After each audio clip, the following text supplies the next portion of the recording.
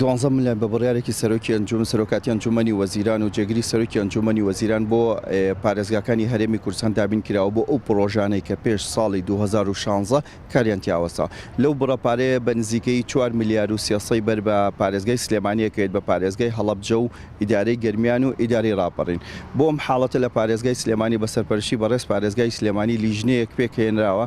لیژنەکە لە بەڕێز پارێزگارە بەڕێوەبەری ژمێریاریە نوێنەری بەڵەندەرانی سلێمانیە نوێنەری بەڵەندەرانە لەگەڵ نوێنەری ئیدارەی گەرمیان پارێزگای هەڵەبجە لەگەڵ ئیدارەی ڕاپەڕینە بۆ ئەو پرۆژانەی کە پێش ساڵی 2016 ئیشیان تیا وەستێنرا و ئێساش ئەم پارەیە ئەکەوێتەوە گەر بۆ پرۆژانە و پرۆژەی نوێیت پێ جێبەجێ ناکرێت.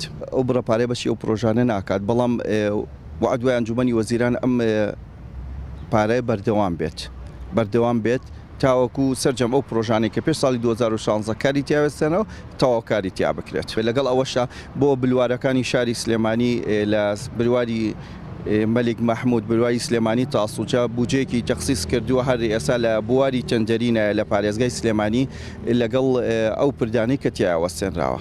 ئەو پارێ گەشتە پارێزگای سلێمانی لیژنەکە دەست بەکارە بۆ دەستنیشانکردنی ئەو کۆمپانیایانە و ئەو پرۆژانەی کە مستەحقنەوەی کە بکەوێتەوە گەڕ.